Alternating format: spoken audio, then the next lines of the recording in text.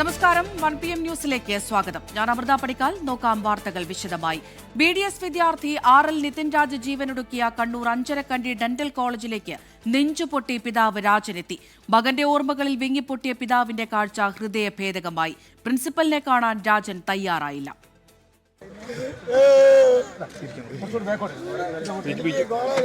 ഒന്നും വേണ്ട, ഇതുവരെ ആരും ഒന്നും വിളിച്ച് പറഞ്ഞില്ലല്ലേ, വിളിച്ച് ചോദിച്ചില്ലേ, വീട്ടിൽ വന്നില്ലേ. എന്റെ മോനെ കൊന്നില്ലേ, പ്രിൻസിപ്പളിനെ ഞാൻ കാണൂല. എന്റെ മോനെ കൊന്നവനാണോ അവനെ ഞാൻ കാണൂല. ഇല്ല, അവനെ കണ്ടെല്ലാം ചെയ്യും, ഞാൻ കാണൂല. വേണ്ട, എനിക്ക് അവനെ കാണണ്ട. ഇല്ല ഇല്ല, അവനെ കാണണ്ട. നിതിൻ രാജിന്റെ സഹോദരി രാഖി, സഹോദരി ഭർത്താവ് അശോകൻ എന്നിവർക്കൊപ്പമാണ് പിതാവ് മകൻ പഠിച്ച കോളേജിലെത്തിയത്. അതിനിടെ നിതിൻ രാജിന്റെ മരണത്തിൽ ഈ മാസം 28-ന് ദളിത് സംഘടനകൾ സംസ്ഥാനത്ത് ഹർത്താൽ പ്രഖ്യാപിച്ചു. ഗോകുൽ കെ വേണുഗോപാൽ കണ്ണൂരിൽ നിന്ന് വിവരങ്ങൾ നൽകാനായി ചേരുന്നുണ്ട്. ഗോകുൽ, വളരെ സങ്കടകരമായ കാഴ്ചകളാണ് ഇന്നിപ്പോൾ നമുക്ക് അവിടെ കാണാൻ കഴിഞ്ഞത്. ആ കുടുംബം ഇവിടെ എത്തിയിരിക്കുകയാണ്. നേരത്തെ മാനേജ്മെന്റിനോടും പ്രിൻസിപ്പലിനോടും ഒക്കെ സംസാരിക്കുമെന്നൊക്കെ പറഞ്ഞിട്ടുണ്ടായിരുന്നല്ലോ. എന്താണ് ആ തീരുമാനത്തിൽ നിന്ന് പിന്മാറാൻ കാരണം? അമൃത, 11:50 കൂടിയിട്ടാണ് നിതിൻ രാജിന്റെ പിതാവ് രാജനും സഹോദരി ഭർത്താവ് ഉൾപ്പെടെയുള്ള ആളുകൾ ഇങ്ങോട്ടേക്ക് എത്തിയത്. പിന്നീട് രാജൻ ഉൾപ്പെടെയുള്ള ആളുകൾ നിതിൻ രാജ് വീണു മരിച്ച കെട്ടിടത്തിന്റെ ഭാഗത്തേക്ക് പോവുകയായിരുന്നു. ഹൃദയഭേദകമായിരുന്നു. അദ്ദേഹത്തെ താങ്ങിയെടുത്തുകൊണ്ടാണ് അദ്ദേഹത്തിന്റെ കൂടെ വന്ന ആളുകൾ ആ പ്രദേശങ്ങളൊക്കെ കാണിച്ചിട്ടുണ്ടായിരുന്നത്. ആ സമയത്ത് നിതിൻ രാജിന്റെ സഹോദരി ഭർത്താവ് ഉൾപ്പെടെയുള്ള ആളുകൾ പ്രിൻസിപ്പാളും മാനേജ്മെന്റ് പ്രതിനിധികളും ഒക്കെ ആയിട്ട് ചർച്ച നടത്തിയിരുന്നു. നേരത്തെ തന്നെ പ്രിൻസിപ്പാളുമായി കൂടിക്കാഴ്ച നടത്താൻ താൻ തയ്യാറാവില്ല എന്നൊരു നിലപാടായിരുന്നു നിതിൻ രാജിന്റെ പിതാവ് എടുത്തിട്ടുണ്ടായിരുന്നത്. കാരണം തന്റെ മകന്റെ മരണത്തിന്റെ ഉത്തരവാദി പ്രിൻസിപ്പാളാണ് എന്ന കാര്യത്തിൽ അദ്ദേഹം ഉറച്ചു നിൽക്കുന്നു. കഴിഞ്ഞ ദിവസം ജില്ലാ പോലീസ് മേധാവിയുമായി കൂടിക്കാഴ്ച നടത്തിയ സമയത്തും നിതിൻ രാജിന്റെ പിതാവ് ആ ആവശ്യം ഉന്നയിച്ചിരുന്നു. പ്രിൻസിപ്പാളിനെ പ്രതിപട്ടികയിൽ ഉൾപ്പെടുത്തണമെന്നൊരു കാര്യമാണ് പറയുന്നത്. ലോണാപ്പുമായി ബന്ധപ്പെട്ട് ഉള്ള ആളുകളെ നോയിഡയിലൊക്കെ പോയി അറസ്റ്റ് ചെയ്ത പശ്ചാത്തലത്തിലും കണ്ണൂരിലോ മറ്റെവിടെയോ അടുത്തുള്ള ആളുകളെ പ്രതിപട്ടികയിൽ ചേർത്തിട്ടുള്ള റാമിനെയും സംഗീതയും അധ്യാപകരാണ്. അവരെ അറസ്റ്റ് ചെയ്യാൻ സാധിക്കാത്തതുള്ള അമർഷവും അതൃപ്തിയും അവർ പങ്കുവെക്കുകയും ചെയ്തിട്ടുണ്ട്. ഈ ഘട്ടത്തിലാണ് നിതിൻ രാജിന്റെ സഹോദരി ഉൾപ്പെടെയുള്ള ആളുകൾ പ്രിൻസിപ്പാളുമായി ചർച്ച നടത്തിയിട്ടുള്ളത്. അതേസമയം തന്നെ ഈ നിതിൻ രാജിന്റെ മരണവുമായി ബന്ധപ്പെട്ട അന്വേഷണത്തിൽ തൃപ്തിയില്ല എന്ന് പറഞ്ഞുകൊണ്ട് ഈ ദളിത് സംഘടനകളുടെ ആക്ഷൻ കൗൺസിൽ സംസ്ഥാന വ്യാപകമായിട്ടുള്ള ഒരു ഹർത്താലിന് ആഹ്വാനം ചെയ്തിട്ടുള്ളത്. വലിയ പ്രതിഷേധത്തിലേക്ക് കൂടി കടക്കുന്നൊരു കാഴ്ചയാണ് നമുക്കിന്നിപ്പോൾ ഡെന്റൽ കോളേജിന് മുന്നിൽ നിന്ന് കാണാൻ കഴിഞ്ഞത്. വിവരങ്ങളാണ് ഗോകുൽ കെ വേണുഗോപാൽ നൽകിയത്. വോട്ടെണ്ണൽ കേന്ദ്രങ്ങളിലെ മുറികൾ തുറക്കുന്നത് വിലക്കി മുഖ്യ തെരഞ്ഞെടുപ്പ് ഓഫീസറുടെ കർശന നിർദ്ദേശം. പേരാമ്പ്രയിലെ സ്ട്രോങ് റൂം തുറക്കൽ വിവാദത്തിന് പിന്നാലെയാണ് ജില്ലാ കളക്ടർമാർക്കുള്ള നിർദ്ദേശം. പേരാമ്പ്രയ്ക്ക് പുറമെ പാലക്കാട്, നെന്മാറ, ചിറ്റൂർ മണ്ഡലങ്ങളിലെ വോട്ടെടുപ്പ് വിവരങ്ങൾ സൂക്ഷിച്ചിരിക്കുന്ന കേന്ദ്രവുമായി ബന്ധപ്പെട്ടും വിവാദമുയർന്നിരുന്നു. സീൽ ചെയ്യാത്തതുൾപ്പെടെ വോട്ടെണ്ണൽ കേന്ദ്രങ്ങളിലെ മുറികൾ വോട്ടെണ്ണൽ കഴിയും വരെ തുറക്കരുതെന്നാണ് ജില്ലാ കളക്ടർമാർക്ക് മുഖ്യ തെരഞ്ഞെടുപ്പ് ഓഫീസറുടെ നിർദ്ദേശം. ഏത് സാഹചര്യത്തിലാണ് മുറികൾ തുറക്കാൻ തീരുമാനിച്ചതെന്നതിൽ മുഖ്യ തെരഞ്ഞെടുപ്പ് ഓഫീസർ വിശദീകരണം തേടി. കോഴിക്കോട് പേരാമ്പ്ര മണ്ഡലത്തിലെ വോട്ടിംഗ് യന്ത്രങ്ങൾ സൂക്ഷിച്ചിരുന്ന സ്ട്രോങ് റൂമിനോട് ചേർന്ന മെറ്റീരിയൽ റൂം തുറന്നതിൽ ജില്ലാ കളക്ടർ വിശദീകരണം നൽകി. പോളിംഗ് സാമഗ്രികൾ സൂക്ഷിച്ച് സീൽ ചെയ്യാത്ത മുറിയാണ് തുറന്നതെന്നും സ്ഥാനാർത്ഥികളുടെയും ഏജന്റുമാരുടെയും സാന്നിധ്യം ഉണ്ടായിരുന്നുവെന്നുമാണ് ജില്ലാ കളക്ടറുടെ വിശദീകരണം. പേരാമ്പ്രയ്ക്ക് പിന്നാലെ നെന്മാറ മണ്ഡലത്തിലെ വോട്ടെടുപ്പ് രേഖകൾ സൂക്ഷിച്ചിരുന്ന പാലക്കാട് വിക്ടോറിയ കോളേജിലെ മുറി ഇന്ന് രാവിലെ തുറക്കാൻ തീരുമാനിച്ചെങ്കിലും പിന്നീട് മാറ്റി. ഫോം 17 നമ്മൾ ഇതിന്റെ സ്റ്റാറ്റ്യൂട്ടറി ഫോംസ് ഇരിക്കുന്ന റൂമാണ്. അപ്പം അതിൻ്റെ അകത്ത് ഡേറ്റ ടാലി ആക്കുന്നതിന് വേണ്ടിയിട്ടായിരുന്നു, എൻകോറിലെ ഡേറ്റ ആയിട്ട് ടാലി ആക്കുന്നതിന് വേണ്ടിയിട്ടാണ് നമ്മൾ ഈ മെറ്റീരിയൽസ് റൂം തുറക്കാമെന്ന് വിചാരിച്ചത്. ഇല്ല, ഇപ്പം തൽക്കാലം ഉണ്ടാവില്ല. ഓഫീസിൽ നിന്ന് എന്താണോ ഇൻഫർമേഷൻ തരുന്നത് അതിനനുസരിച്ച് ബാക്കി ചെയ്യും. മെറ്റീരിയൽസ് റൂം തുറക്കുമെന്ന് തന്നെ ഫോണിലൂടെയാണ് അറിയിച്ചതെന്ന് നെന്മാറയിലെ UDF സ്ഥാനാർത്ഥി A. തങ്കപ്പൻ പ്രതികരിച്ചു. പെട്ടെന്ന് ഉടൻ വരണം, ഇല്ലെങ്കിൽ വന്നില്ലെങ്കിൽ ഞങ്ങൾ തുറക്കുന്നൊക്കെ മെസ്സേജാണ് കണ്ടത്. നിങ്ങൾ ഇല്ലെങ്കിലും ഇല്ല എന്ന് ആബ്സെന്റ് രേഖപ്പെടുത്തി തുറക്കുന്നത്. ഇതിനിടെ ചിറ്റൂർ മണ്ഡലത്തിലെ വോട്ടിംഗ് യന്ത്രങ്ങൾ സൂക്ഷിച്ചിരുന്ന സ്ട്രോങ് റൂമിന് പുറത്തുള്ള CCTV പ്രവർത്തനരഹിതമായെന്ന് ചൂണ്ടിക്കാട്ടി UDF സ്ഥാനാർത്ഥി സുമേഷ് അച്യുതൻ രംഗത്തെത്തി. ഗുരുവായൂർ മണ്ഡലത്തിലെ വോട്ടിംഗ് യന്ത്രങ്ങൾ സൂക്ഷിച്ചിരുന്ന സ്ട്രോങ് റൂമിലെ CCTV ക്യാമറ പ്രവർത്തനരഹിതമായതിൽ ദുരൂഹതയുണ്ടെന്ന് ചൂണ്ടിക്കാട്ടി UDF സ്ഥാനാർത്ഥി CH റാഷിദ് തെരഞ്ഞെടുപ്പ് കമ്മീഷന് പരാതി നൽകി. 24 തിരുവനന്തപുരം.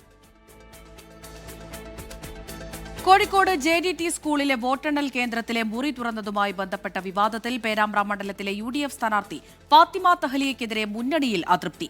വരണാധികാരി മുറി തുറക്കുന്ന കാര്യം നേരത്തെ അറിയിച്ചിട്ടും ജില്ലാ നേതൃത്വത്തിൽ നിന്ന് മറച്ചുവെച്ചതാണ് നേതാക്കളെ ചൊടിപ്പിച്ചത്. പാർട്ടിയോട് ആലോചിക്കാതെ തീരുമാനമെടുക്കരുതെന്ന് ഫാത്തിമ തഹ്ലിയയ്ക്ക് മുസ്ലിം ലീഗ് ജില്ലാ നേതൃത്വം നിർദ്ദേശം നൽകി. റൂം തുറക്കുന്ന വിവരം വരണാധികാരി തന്നെ അറിയിച്ചിരുന്നുവെന്ന ഫാത്തിമ തഹ്ലിയുടെ പ്രതികരണം UDFനെ പ്രതിരോധത്തിലാക്കിയിരുന്നു. തെരഞ്ഞെടുപ്പ് ആവേശത്തിൽ തമിഴ്നാടും പശ്ചിമ ബംഗാളും.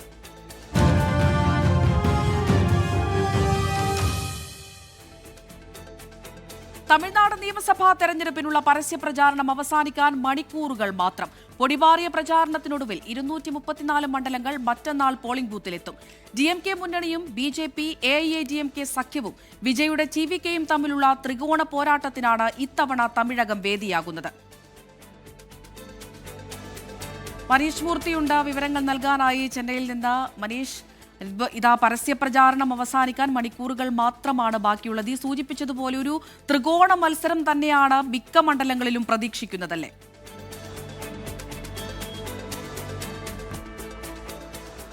തീർച്ചയായും അമൃത, ഇത്തവണത്തെ തെരഞ്ഞെടുപ്പിന്റെ ഏറ്റവും വലിയ പ്രത്യേകത അതുതന്നെയാണ്. രണ്ട് മുന്നണികൾ മാത്രം മത്സരിച്ചിരുന്ന തമിഴ്നാട്ടിലേക്ക് വിജയ് കൂടി വരുമ്പോൾ അതൊരു ത്രികോണ മത്സരത്തിലേക്ക് എല്ലായിടങ്ങളിലും ഭൂരിഭാഗം ഇടങ്ങളിലും ആ ഒരു ത്രികോണ മത്സരത്തിന്റെ ഒരു വീറും വാശിയും നമുക്ക് എല്ലായിടങ്ങളിലും കാണാൻ സാധിക്കും. ഞാനിപ്പോൾ ഉള്ളത് YMCA ഗ്രൗണ്ടിനടുത്താണ്, നന്ദനം എന്ന് പറയുന്ന ചെന്നൈയിലെ. ഇവിടെയാണ് വിജയുടെ പര്യടനം അവസാനിക്കുന്നത്, പ്രചാരണം അവസാനിക്കുന്നത്. വിജയുടെ പര്യടനം നേരത്തെ തന്നെ ആരംഭിച്ചതാണ്. അതായത് ഷോലിംഗനല്ലൂരിൽ നിന്നുള്ള റോഡ് ഷോ ആരംഭിച്ചിട്ടുണ്ട്. ഇവിടെ ഇപ്പോൾ വൈകുന്നേരം, അതായത് ഷോലിംഗനല്ലൂർ കഴിഞ്ഞ് സെയ്താപ്പേട്ടാണ്. സെയ്താപ്പേട്ടും കഴിഞ്ഞിട്ടാണ് ഇവിടെ YMCAയിലേക്ക് എത്തുക, നന്ദനത്തേക്ക് എത്തുക. ആ നന്ദനത്ത് ഹാളിനകത്താണ്, ഈ ഗ്രൗണ്ടിനകത്താണ് പരിപാടി നടക്കുന്നത്. 5000 പേർക്ക് മാത്രമാണ് ഇവിടേക്ക് പ്രവേശനം അനുവദിച്ചിട്ടുള്ളത്. പ്രധാനപ്പെട്ട കാര്യം, സുരക്ഷാ പ്രശ്നങ്ങളുള്ളത് കൊണ്ട് തന്നെ QR കോഡ് സ്കാൻ ചെയ്തുകൊണ്ട് മാത്രമേ, നേരത്തെ തിരഞ്ഞെടുക്കപ്പെട്ട പ്രവർത്തകരാണ്, അവരെ അകത്തേക്ക് പ്രവേശിപ്പിക്കാവൂ എന്ന കർശന നിർദ്ദേശം പോലീസ് നൽകിയിട്ടുണ്ട്. 5000 പേർക്ക് മാത്രമാണ് ഇവിടേക്ക് പ്രവേശനം അനുവദിച്ചിട്ടുള്ളത്. നിലവിൽ ഷോളിംഗനല്ലൂരിൽ നിന്നുള്ള വിജയുടെ പര്യടനം ആരംഭിച്ചു കഴിഞ്ഞു. അതിനുശേഷം സെയ്താപ്പേട്ടിലെത്തും. സെയ്താപ്പേട്ടിന് ശേഷമാണ് ഇവിടേക്ക് എത്തുക. ഏകദേശം 4 മണിയോടുകൂടി ഇവിടെ പ്രചാരണം ആരംഭിക്കും. ഇവിടേക്ക് എത്തും വിജയ് എന്നുള്ളതാണ് നമുക്ക് മനസ്സിലാക്കാൻ സാധിക്കുന്നത്. ഇവിടേക്ക് ഇപ്പോൾ പ്രവർത്തകർ ഇങ്ങനെ എത്തിക്കൊണ്ടിരിക്കുന്ന ഒരു കാഴ്ച നമുക്ക് കാണാൻ വേണ്ടി സാധിക്കും. കാരണം നേരത്തെ എത്തി QR കോഡ് സ്കാൻ ചെയ്തതിന് ശേഷം മാത്രമേ അവരെ ഇവിടേക്ക് പ്രവേശിപ്പിക്കുന്ന ഒരു നിലയുള്ളൂ. അത് സുരക്ഷാ പ്രശ്നങ്ങളുടെ ഭാഗമായുള്ള ചില ക്രമീകരണങ്ങളാണ്. നമുക്ക് കാണാൻ സാധിക്കും വലിയ പോലീസ് സന്നാഹം തന്നെ ഇവിടെ ഉണ്ട്. കാരണം ഏതെങ്കിലും തരത്തിലുള്ള ബുദ്ധിമുട്ടുകൾ ഉണ്ടായാൽ അതിനെ പരിഹരിക്കുന്നതിന് വേണ്ടിയൊക്കെയുള്ള അത്ര കൃത്യമായ സുരക്ഷാ ക്രമീകരണങ്ങളാണ് എന്തായാലും ഒരുക്കിയിട്ടുള്ളത്. മുഖ്യമന്ത്രി MK സ്റ്റാലിൻ്റെ റോഡ് ഷോ 3 മണിയോടുകൂടി ആരംഭിക്കും. 3 മണിക്ക് വില്ലിവാക്കത്ത് നിന്നാണ് മുഖ്യമന്ത്രിയുടെ റോഡ് ഷോ ആരംഭിക്കുക. 3 മണിക്ക് വില്ലിവാക്കത്ത് നിന്നും ആരംഭിച്ച് അദ്ദേഹത്തിൻ്റെ മണ്ഡലമായ കൊളത്തൂരിൽ സമാപിക്കുന്ന രീതിയിലാണ് മുഖ്യമന്ത്രിയുടെ ഒരു പ്രചാരണം ഇന്നിപ്പോൾ ഉണ്ടാവുക. ഉദയനിധി സ്റ്റാലിൻ്റെയും സമാനം തന്നെയാണ്. 3 മണിക്ക് ഇവിടെ നിന്നും ആരംഭിക്കുക. അതായത് അദ്ദേഹത്തിൻ്റെ മണ്ഡലമായ ചെപ്പോക്കിൽ നിന്നും ആരംഭിച്ച് കൊളത്തൂരിൽ സമാപിക്കുന്ന രീതിയിലാണ് ഉദയനിധി സ്റ്റാലിന്റെ പ്രചാരണം ഉണ്ടാവുക. അങ്ങനെ തമിഴ്നാട്ടിൽ പരസ്യപ്രചാരണം ഇന്ന് അവസാനിക്കുകയാണ്. അവസാനവട്ട ഒരുക്കത്തിലാണ് മുന്നണികളെല്ലാം തന്നെയുള്ളത്. പശ്ചിമ ബംഗാളിൽ ആദ്യഘട്ട വോട്ടെടുപ്പിന്റെ പരസ്യപ്രചാരണം ഇന്ന് അവസാനിക്കും. 152 മണ്ഡലങ്ങളാണ് ബംഗാളിൽ ആദ്യഘട്ടം വിധിയെഴുതുക. നന്ദിഗ്രാം ഉൾപ്പെടെ പ്രധാനപ്പെട്ട പല മണ്ഡലങ്ങളും ആദ്യഘട്ടത്തിലാണ് വിധിയെഴുതുന്നത്. അധികാരം നിലനിർത്താൻ തൃണമൂൽ കോൺഗ്രസ്, അട്ടിമറി ലക്ഷ്യമിട്ട് BJP, വൻ റാലികൾ നടത്തി പ്രചാരണത്തിന്റെ അവസാന ദിവസവും പൊടിപാറും പ്രചാരണം. BJPയുടെ സുവേന്ദു അധികാരി മത്സരിക്കുന്ന നന്ദിഗ്രാം, വടക്ക് കിഴക്കൻ സംസ്ഥാനങ്ങളിലേക്കുള്ള കവാടമായ സിലിഗുരി, ബംഗ്ലാദേശ് അതിർത്തി മേഖലയായ കൂച്ച് ബഹാർ, പ്രശ്നബാധിത മേഖലയായ മുർഷിദാബാദ് തുടങ്ങിയ പ്രധാനപ്പെട്ട പല മണ്ഡലങ്ങളിലും ആദ്യഘട്ടത്തിലാണ് ജനവിധി തേടുന്നത്. BJPക്കായി കേന്ദ്ര ആഭ്യന്തരമന്ത്രി അമിത്ഷായാണ് ഇന്നത്തെ പ്രചാരണം നയിക്കുന്നത്. 4 റാലികളിൽ അമിത്ഷാ പങ്കെടുക്കുന്നു. മമതാ ബാനർജി തൃണമൂലിനായും സംസ്ഥാനത്തെ ഏതാണ്ട് എല്ലാ മേഖലകളിലും പ്രചാരണം നടത്തുന്നുണ്ട്. തെരഞ്ഞെടുപ്പ് നടത്തിപ്പിനായി മുൻപൊരിക്കലും ഉണ്ടായിട്ടില്ലാത്ത വിധം കേന്ദ്ര സേനകളെ അധികമായി ബംഗാളിൽ വിന്യസിച്ചിട്ടുണ്ട്. പ്രചാരണത്തിന്റെ അവസാന ദിനം ഇത് ജനങ്ങളെ ഭീഷണിപ്പെടുത്താനുള്ള നീക്കത്തിന്റെ ഭാഗമെന്ന് ആരോപിക്കുകയാണ് തൃണമൂൽ കോൺഗ്രസ്. കൊൽക്കത്തയിൽ നിന്നും വരുൺ വടശ്ശേരിക്കൊപ്പം ശ്രീനാഥ് ചന്ദ്രൻ, 24. വനിതാ സംവരണ ബില്ല് ഭേദഗതി ബില്ല് ലോക്സഭയിൽ പരാജയപ്പെട്ടെങ്കിലും പരസ്പരം പഴിചാരി പ്രചാരണം ശക്തമാക്കി BJPയും കോൺഗ്രസും. നേരത്തെ പാസാക്കിയ ബില്ല് പ്രകാരം വനിതാ സംവരണം നടപ്പാക്കണമെന്നാവശ്യപ്പെട്ട് രാജ്യവ്യാപക പ്രചാരണത്തിന് കോൺഗ്രസ് തുടക്കം കുറിച്ചു. ഭേദഗതി ബില്ലിനെ ലോക്സഭയിൽ എതിർത്തതിൽ പ്രതിപക്ഷത്തിനെതിരെ ഉത്തർപ്രദേശ് മുഖ്യമന്ത്രി യോഗി ആദിത്യനാഥിന്റെ നേതൃത്വത്തിൽ പദയാത്ര നടത്തി. അതേസമയം പ്രധാനമന്ത്രി നരേന്ദ്രമോദിയുടെ ദൂരദർശനിലെ അഭിസംബോധന ചട്ടലംഘനമെന്ന് ചൂണ്ടിക്കാട്ടി നൽകിയ പരാതികളിൽ തെരഞ്ഞെടുപ്പ് കമ്മീഷന് മൗനമെന്നും ആക്ഷേപമുയർന്നു.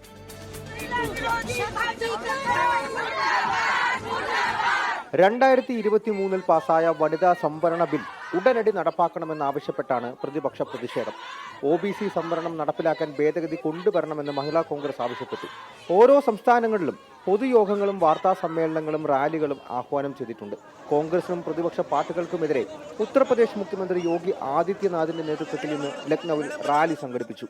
TMCയും DMKയും ചാരമാകുമെന്നും പെങ്ങളെയും അമ്മയെയും എംപിമാരാക്കിയ രാഹുൽ ഗാന്ധി മറ്റു വനിതകളെക്കുറിച്ച് ചിന്തിക്കില്ലെന്നും റാലിക്കിടെ മുദ്രാവാക്യങ്ങൾ ഉയർന്നു. സ്ത്രീ ശാക്തീകരണം അജണ്ടയാക്കി ഈ മാസം 30-ന് ഉത്തർപ്രദേശ് സർക്കാർ പ്രത്യേക നിയമസഭാ സമ്മേളനം വിളിച്ചു.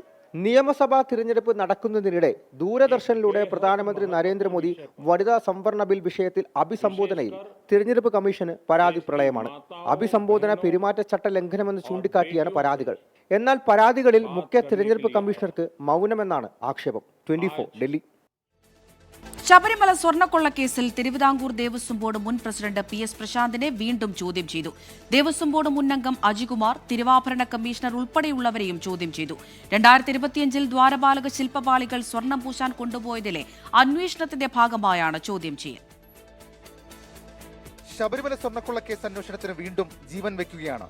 ദേവസ്വം ബോർഡ് മുൻ പ്രസിഡന്റ് PS പ്രശാന്തിനെയും പ്രശാന്തിനൊപ്പം അംഗമായിരുന്ന അജികുമാറിനെയും ഇന്നലെ വീണ്ടും ചോദ്യം ചെയ്തു. 3-ാം തവണയാണ് ഇരുവരെയും ചോദ്യം ചെയ്യുന്നത്. പ്രശാന്ത് പ്രസിഡന്റായിരുന്ന 2025 സെപ്റ്റംബർ 8-നാണ് അവസാനമായി ദ്വാരപാലക ശില്പപാളികൾ സ്വർണം പൂശാനായി കൊണ്ടുപോയത്. ഉണ്ണികൃഷ്ണൻ പോറ്റി വഴി തന്നെയായിരുന്നു കൊണ്ടുപോയതും. തട്ടിപ്പ് നടന്ന ചെന്നൈ സ്മാർട്ട് ക്രിയേഷൻസിൽ തന്നെയാണ് സ്വർണം പൂശിയതും. പ്രശാന്ത് നേരിട്ടിടപെട്ടാണ് ഉണ്ണികൃഷ്ണൻ പോറ്റിക്ക് ശില്പപാളികൾ കൊടുത്തുവിട്ടതെന്നാണ് ആരോപണം. ഇവരെ കൂടാതെ നിലവിലെ തിരുവാഭരണം കമ്മീഷണർ, മറ്റുദ്യോഗസ്ഥർ എന്നിവരുടെ മൊഴിയും എടുത്തിട്ടുണ്ട്. 2025-ലെ ഈ ഇടപാടിനെക്കുറിച്ച് പ്രത്യേകം അന്വേഷിക്കുന്നതിന്റെ ഭാഗമായാണ് വീണ്ടും ചോദ്യം ചെയ്തത്. ഹൈക്കോടതി നിർദ്ദേശം നൽകിയാൽ ഇതിലും പുതിയ കേസെടുക്കും. 24 തിരുവനന്തപുരം. ശബരിമല യുവതീ പ്രവേശന കേസിൽ സുപ്രീം കോടതിയിൽ വാദം പുരോഗമിക്കുന്നു. ഓരോ ക്ഷേത്രത്തിലെ ആചാരങ്ങളും ചടങ്ങുകളും വ്യത്യസ്തമാണെന്ന് മുൻ തന്ത്രി കണ്ഠരര് രാജീവർക്ക് വേണ്ടി ഹാജരായ മുതിർന്ന അഭിഭാഷകൻ വി ഗിരി വാദിച്ചു. ആരാധനാ നിയമങ്ങളിൽ ഏതെങ്കിലും വ്യതിചലനമോ ലംഘനമോ ഉണ്ടായാൽ വിഗ്രഹത്തിന്റെ പവിത്രത നഷ്ടമാകുമെന്ന് വി ഗിരി കോടതിയിൽ പറഞ്ഞു. വിശ്വാസയുക്തിയെ ചോദ്യം ചെയ്യില്ല എന്ന വാദത്തിനിടെ ജസ്റ്റിസ് നാഗരത്ന സുപ്രധാന നിരീക്ഷണം നടത്തി. അവിശ്വാസിയായി തുടരുന്നതിനാൽ ആചാരങ്ങളെ ചോദ്യം ചെയ്യേണ്ട കാര്യമില്ലെന്നും ജസ്റ്റിസ് നാഗരത്ന പറഞ്ഞു. ചുട്ടുപൊള്ളി കേരളം. സംസ്ഥാനത്ത് 12 ജില്ലകളിൽ വെള്ളിയാഴ്ച വരെ ഉയർന്ന താപനില മുന്നറിയിപ്പുണ്ട്. പാലക്കാട് തുടർച്ചയായ ദിവസങ്ങളിൽ രേഖപ്പെടുത്തുന്നത് 40 ഡിഗ്രി സെൽഷ്യസ് ചൂടാണ്. അതികഠിനമായ ചൂട് തുടരുന്നതിനിടെ സംസ്ഥാനത്തെ വൈദ്യുതി ഉപയോഗവും കുതിച്ചുയർന്നു. ഇടുക്കി, വയനാട് ഒഴികെയുള്ള 12 ജില്ലകളിൽ ഉയർന്ന താപനില തുടരാനാണ് സാധ്യത. താപനില സാധാരണയേക്കാൾ 3 മുതൽ 4 ഡിഗ്രി സെൽഷ്യസ് വരെ കൂടാൻ സാധ്യതയുള്ളതിനാൽ പാലക്കാട്, കൊല്ലം, കോട്ടയം ഉൾപ്പെടെയുള്ള 12 ജില്ലകളിൽ യെല്ലോ മുന്നറിയിപ്പ് നൽകി. പാലക്കാട് 40 ഡിഗ്രി സെൽഷ്യസ് വരെയും കൊല്ലം 39 ഡിഗ്രി സെൽഷ്യസ് വരെയും ചൂട് ഉയരും. മറ്റു ജില്ലകളിൽ 37 ഡിഗ്രി സെൽഷ്യസ് വരെയും തിരുവനന്തപുരത്ത് 36 ഡിഗ്രി സെൽഷ്യസ് വരെയും ചൂട് കൂടാൻ സാധ്യതയുണ്ട്. കഴിഞ്ഞ 11 ദിവസങ്ങൾക്കിടയിൽ 5 തവണ പാലക്കാട് പ്രതിദിന താപനില 40 ഡിഗ്രി സെൽഷ്യസ് കടന്നു. അസ്വസ്ഥ മാത്രമേ ഉള്ളൂ. രാവിലെ മുതൽ വൈകുന്നേരം വരെ അത് മാത്രമേ ഉള്ളൂ. ഇന്നലെ ഒരു ചെറിയൊരു മഴച്ചാറ്റൽ പോലെ ഉണ്ടായ ഒരു ചെറിയൊരു ആശ്വാസം കിട്ടി. കഴിക്കാതിരിക്കാൻ എങ്ങനെ വീട്ടിൽ നിന്നാലും പോകണമല്ല, അതുകൊണ്ട് പോന്നെ 8 മണിയാകുമ്പോൾ വെയിലാണ്, ഞാനങ്ങനെ പൊള്ളി പോണേണു. ചൂട് ഭയങ്കര ചൂടാണ്. കാരണം എന്ന് വെച്ചാൽ ഇപ്പോൾ ഈ ചൂട് കാരണം ഞാനൊക്കെ എന്ന് പറഞ്ഞാൽ ഒരു 10-10:30 സമയത്തൊക്കെ വരുന്ന ആളാണ്. ഇപ്പോൾ രാവിലെ നേരത്തെ വന്നിട്ടാണ് ഇപ്പോൾ വണ്ടിയൊക്കെ എടുത്തിട്ട് ഓടുന്നത്. കാരണം വെച്ചാൽ അത്രയും ചൂടാണ്, സഹിക്കാൻ പറ്റുന്നില്ല. സംസ്ഥാനത്ത് വെള്ളിയാഴ്ച വരെ ഒറ്റപ്പെട്ട ഇടങ്ങളിൽ ഇടിമിന്നലോട് കൂടിയ വേനൽ മഴയ്ക്ക് സാധ്യതയുണ്ടെന്ന് കേന്ദ്ര കാലാവസ്ഥാ വകുപ്പ് അറിയിച്ചു. മലയോര മേഖലകളിൽ ശക്തമായ മഴ ലഭിച്ചേക്കും. ഒരു ദിവസത്തെ ഇടവേളയ്ക്ക് ശേഷം സംസ്ഥാനത്തെ പ്രതിദിന വൈദ്യുതി ഉപയോഗം വീണ്ടും കുതിച്ചുയർന്നു. തിങ്കളാഴ്ചത്തെ മൊത്ത വൈദ്യുതി ഉപയോഗം 111.42 ദശലക്ഷം യൂണിറ്റായി. വൈകിട്ടത്തെ വൈദ്യുതി ആവശ്യകത 5822 മെഗാവാട്ടായി. ഞായറാഴ്ച 106.035 ദശലക്ഷം യൂണിറ്റ് വൈദ്യുതിയാണ് ഉപയോഗിച്ചത്. വേനൽ മഴ ലഭിച്ചില്ലെങ്കിൽ വൈദ്യുതോത്പാദനം പ്രതിസന്ധിയിലേക്ക് നീങ്ങും. വൈദ്യുതി നിയന്ത്രണം KSEBയുടെ സജീവ പരിഗണനയിലുണ്ട്. 24 തിരുവനന്തപുരം. ഉത്തരേന്ത്യയിൽ ഉഷ്ണതരംഗം ഇത്തവണ രൂക്ഷമാകുമെന്ന് മുന്നറിയിപ്പ്. ഉത്തർപ്രദേശിലും ഹരിയാനയിലും ഈ മാസം അവസാനത്തോടെ 44 ഡിഗ്രി സെൽഷ്യസിലേക്ക് താപനിലയെത്തും. കർണാടകയിൽ ശക്തമായ ചൂട് തുടരുന്നതിനാൽ ഉഷ്ണതരംഗ മുന്നറിയിപ്പ് നൽകി. ചൂട് രൂക്ഷമായതിനാൽ ആശുപത്രികളിൽ പ്രത്യേക ഹീറ്റ് വേവ് വാർഡുകളും ആരംഭിച്ചു. ഇനി തൃശൂർ പൂരവിശേഷങ്ങളിലേക്കാണ്. പൂരം, പൊടിപൂരം.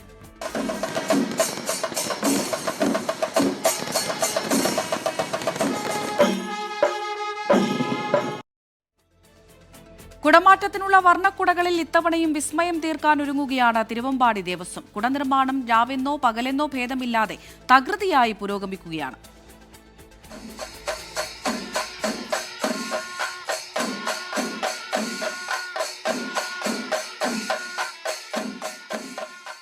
എത്ര ദൂരെ നിന്ന് നോക്കിയാലും കണ്ണിൽ തിളങ്ങി നിൽക്കണം.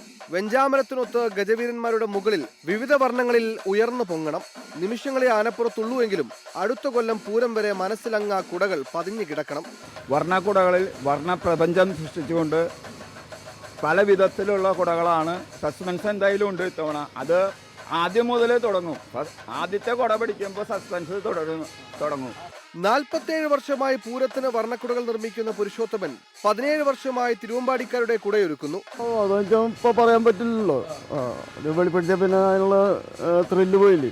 1 മാസത്തിന് മേലെ 2-2.5 മാസം ആയിട്ടുണ്ട്. ഇക്കാണുന്ന കുടകളൊക്കെ വെറും സാമ്പിൾ മാത്രം. സസ്പെൻസ് നിറഞ്ഞവ മറ്റൊരിടത്ത് ഒരുങ്ങുന്നുണ്ട്. പൂരം നാളിൽ മാനത്തും മനസ്സിലും വിസ്മയം തീർക്കാൻ. ബിനേഷ് ബാബുരാജിനൊപ്പം ശ്രീജിത്ത് ശ്രീകുമാരൻ, 24 തൃശൂർ. സിൽവർ ലൈൻ പദ്ധതിയുമായി ബന്ധപ്പെട്ട് സ്ഥാപിച്ച മഞ്ഞക്കുറ്റി കാരണം വലയുകയാണ് എറണാകുളം ആലുവയിലെ കുടുംബങ്ങൾ. സർവേ നടത്തിയ ഭൂമി ക്രയവിക്രയം ചെയ്യാൻ സാധിക്കുന്നില്ല എന്ന് ഭൂവുടമകൾ ചൂണ്ടിക്കാട്ടുന്നു. റിയൽ എസ്റ്റേറ്റ് മാഫിയ ഭൂമിയുടെ വില കുത്തനെ ഇടിച്ചു താഴ്ത്തിയെന്നും ആക്ഷേപമുണ്ട്. ആലുവ കുത്തമശ്ശേരിയിലെ ഇസ്മയിൽ എന്ന സാലു 1 കൊല്ലം മുമ്പ് വീടിന് മുന്നിൽ സ്ഥാപിച്ചതാണ് ഈ ബോർഡ്. സെന്റിന് 7 ലക്ഷത്തിന് മുകളിൽ വിലയുള്ള ഭൂമിക്ക് ഇന്ന് കച്ചവടക്കാർ പറയുന്നത് 4 ലക്ഷത്തിൽ താഴെ മാത്രം. കാരണം സാലുവിന്റെ വീട് സിൽവർ ലൈനിന്റെ ബഫർ സോണാണ്. തൊട്ടു പിന്നിലാണ് 2022 മഞ്ഞക്കുറ്റി സ്ഥാപിച്ചത്. ഇവിടെ ആവറേജ് 7 രൂപ 7.5 രൂപ ആവറേജ് വില ഇപ്പോൾ ഇവിടെ ഈ ഭാഗത്തുണ്ട്. പക്ഷേ ഇവിടെ വന്ന് പറയുന്നത് 4 രൂപ പറയുന്നത്. ഭയമുണ്ട്, തീർച്ചയായിട്ടും ഭയമുണ്ട്. ഇറങ്ങിക്കണെങ്കിൽ കുഞ്ഞുങ്ങളുടെ റോഡിലേക്ക് ഇറങ്ങണം. ഒരാളല്ല 10-25,000 വീട്ടുകാർ റോഡിലേക്ക് തെരുവിലേക്ക് ഇറങ്ങണം. ഇതുപോലെ നിരവധി പേരാണ് ഈ മേഖലയിലുള്ളത്. ആശുപത്രി ആവശ്യത്തിനോ പഠനത്തിനോ വിവാഹത്തിനോ സ്ഥലം വിൽക്കാനോ പണയം വെക്കാനോ സാധിക്കാതെ നിരവധി പേർ. പാതി വഴിയിൽ നിർമ്മാണം നിലച്ച വീടുകളും അനവധിയാണ്. ക്രയവിക്രയം ഈ പ്രദേശങ്ങളിൽ നടക്കുന്നില്ല. അഥവാ എന്തെങ്കിലും ഒരു എമർജൻസി കേസിന് വേണ്ടി ഇപ്പോൾ നമുക്കൊരു രോഗമോ വേറെ എന്തെങ്കിലും ഒരു അത്യാവശ്യം വരുമ്പോൾ അവിടെ എന്തായാലും വരുന്നത് റിയൽ എസ്റ്റേറ്റ് മാഫിയാണ്. അപ്പോൾ അവിടെയും സാധാരണക്കാർ തന്നെയാണ് ഇരകൾക്ക് മേൽ ഇരയാകുന്നത്. ഈ പ്രശ്നങ്ങൾക്ക് പുറമെയാണ് പ്രതിഷേധക്കാർക്കെതിരെ എടുത്ത കേസുകൾ. ക്രിമിനൽ കേസുകളിൽ പോലും പ്രതിയായതോടെ പാസ്പോർട്ട് ലഭിക്കാതെ പോയവരും ഇന്നും കേസിന് പിന്നാലെ നടക്കുന്നവരും ഒരുപാടുണ്ട്. ലാൽകൃഷ്ണ, 24 കൊച്ചി. മറ്റു ചില വാർത്തകൾ ചുരുക്കത്തിൽ. കുംഭമേളയിലെ വൈറൽ പെൺകുട്ടിയുടെ വിവാഹത്തിൽ ദേശീയ പട്ടികവർഗ കമ്മീഷന് മുന്നിൽ സംസ്ഥാന പോലീസ് മേധാവി നേരിട്ട് ഹാജരാകും. വിവാഹം നടത്തിയതിൽ വീഴ്ച പറ്റിയിട്ടില്ല എന്ന പോലീസ് നിലപാട്. പെൺകുട്ടിയെ കാണാതായി എന്ന പ്രചാരണം തെറ്റെന്നും കമ്മീഷനെ അറിയിക്കും. തൃശൂർ കോടാലിയിൽ പാമ്പ് കടിയേറ്റ് 8 വയസ്സുകാരൻ മരിച്ച സംഭവത്തിൽ ഒപ്പം കടിയേറ്റ സഹോദരന്റെ ആരോഗ്യനിലയിൽ പുരോഗതി. 10 വയസ്സുകാരൻ അനൂഷിനെ വെന്റിലേറ്ററിൽ നിന്ന് മാറ്റിയേക്കും. വീടിന് സമീപത്ത് വീണ്ടും പാമ്പിനെ കണ്ടെത്തിയ സാഹചര്യത്തിൽ പ്രദേശത്ത് വനം വകുപ്പ് ശുചീകരണം നടത്തി. കാലടി സംസ്കൃത സർവകലാശാലയിലെ SFI പ്രതിഷേധത്തിൽ പ്രതികരണവുമായി ഗവർണർ രാജേന്ദ്ര വിശ്വനാഥ് ആർലേക്കർ. എല്ലാത്തിനും പ്രതിഷേധിക്കുന്നത് നമ്മുടെ സംസ്കാരമല്ല. സിന്ദാബാദ് മുർദാബാദ് വിളികളല്ല, ചർച്ചകളും സംവാദങ്ങളുമാണ് വേണ്ടതെന്നും ഗവർണർ. ഒഡീഷയിൽ അന്യായമായി വോട്ടർ പട്ടികയിൽ നിന്ന് 9.8 ലക്ഷം വോട്ടർമാരെ ഒഴിവാക്കിയെന്ന് പരാതി. അപാകതകൾ ചൂണ്ടിക്കാട്ടി BJD MP നസ്മിത് പത്ര മുഖ്യ തെരഞ്ഞെടുപ്പ് കമ്മീഷണർ ഗ്യാനേഷ് കുമാറിന് കത്തയച്ചു.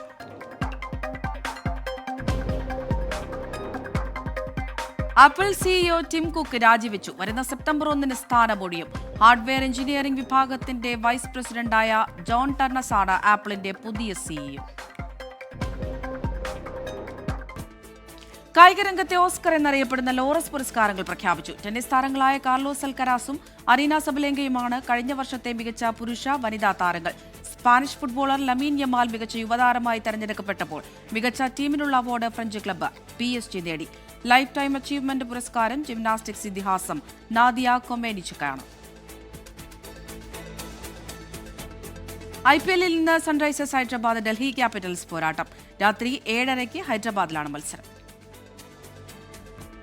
തുടർ ജയങ്ങളുടെ ആത്മവിശ്വാസത്തിൽ സൺറൈസേഴ്സ് ഹൈദരാബാദ്. RCBക്കെതിരായ മിന്നും ജയത്തിന്റെ തിളക്കത്തിൽ ഡൽഹി ക്യാപിറ്റൽസ്.